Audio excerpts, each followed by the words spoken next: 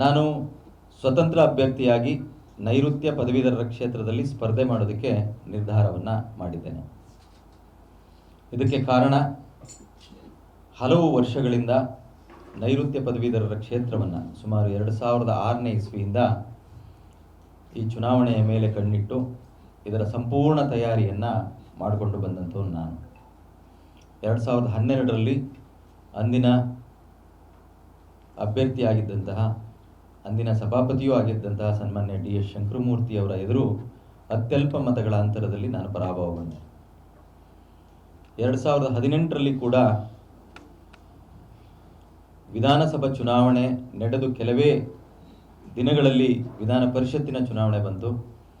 ಆ ಸಂದರ್ಭದಲ್ಲಿ ಕೂಡ ಕೇವಲ 30 ವಿಧಾನಸಭಾ ಕ್ಷೇತ್ರವನ್ನು ಒಳಗೊಂಡಿರ್ತಕ್ಕಂಥ ಈ ನೈಋತ್ಯ ಪದವೀಧರರ ಕ್ಷೇತ್ರದ ವ್ಯಾಪ್ತಿಯಲ್ಲಿ ಕಾಂಗ್ರೆಸ್ನ ಮೂರೇ ಮೂರು ಶಾಸಕರಿದ್ದಂಥ ಸಂದರ್ಭದಲ್ಲಿ ಕೂಡ ಅತಿ ಹೆಚ್ಚು ಪೈಪೋಟಿಯನ್ನು ಭಾರತೀಯ ಜನತಾ ಪಕ್ಷದ ಅಭ್ಯರ್ಥಿಗೆ ಕೊಟ್ಟು ನಾನು ಸೋಲನ್ನು ಕಾಣಬೇಕಾಯಿತು.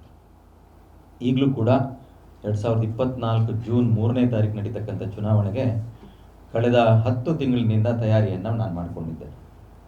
ಕರ್ನಾಟಕ ಪ್ರದೇಶದ ಕಾಂಗ್ರೆಸ್ ಪಕ್ಷದ ಅಧ್ಯಕ್ಷರು, ಮಾನ್ಯ ಉಪಮುಖ್ಯಮಂತ್ರಿಗಳು ಆಗಿದ್ದಂಥ DK ಶಿವಕುಮಾರ್ ಸಾಹೇಬ್ರವರು ನಿನಗೆ ಟಿಕೆಟನ್ನು ನಾನು ನೀಡ್ತೇನೆ, ಸಂಪೂರ್ಣ ತಯಾರಿ ಮಾಡ್ಕೊ ಅಂತ ಹೇಳಿ ನಾನು ಅವರನ್ನು ಭೇಟಿ ಆದಾಗೆಲ್ಲ ನಾನು ಬೆನ್ತಟ್ಟಿ ಎಲ್ಲ ಜಿಲ್ಲೆಗಳಲ್ಲಿ ಪ್ರವಾಸ ಮಾಡಿ ನೋಂದಾವಣಿ ಮಾಡ್ಕೊಳ್ಳೋದಕ್ಕೆ ನನಗೆ ನಿರ್ದೇಶನವನ್ನು ನೀಡಿದರು.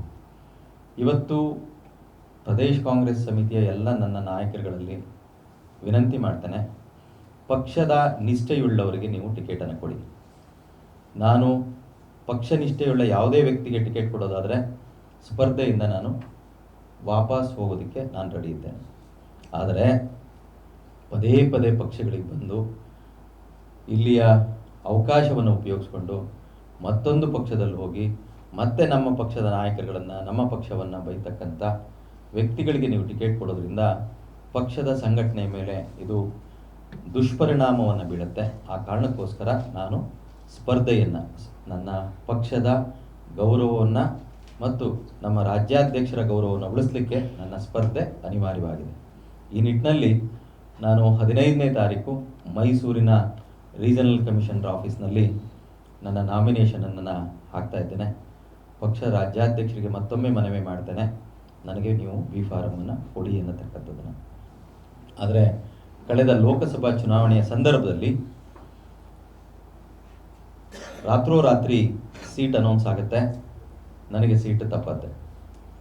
ಇವತ್ತಿನವರೆಗೆ, ಬಹುಶಃ ನಿನ್ನೆ ಮೊನ್ನೆಯವರೆಗೆ ಅಧಿಕೃತವಾಗಿ ಅಭ್ಯರ್ಥಿಯಾದಂತಹ ವ್ಯಕ್ತಿಗಳು ನನ್ನನ್ನೇನು ಸಂಪರ್ಕ ಮಾಡಿರಲಿಲ್ಲ.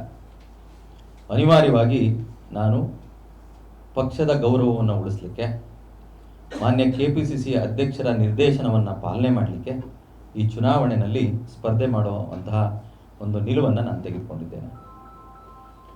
ಮೊನ್ನೆ ದಿನ 2-3 ದಿನಗಳ ಕೆಳಗೆ ನನಗೆ ಜಿಲ್ಲಾ ಕಾಂಗ್ರೆಸ್ನ ಅಧ್ಯಕ್ಷರು ಕರೆದು ಕೇಳಿದರು, ಇಲ್ಲ ಸಪೋರ್ಟ್ ಮಾಡಬೇಕು ಅಂತ.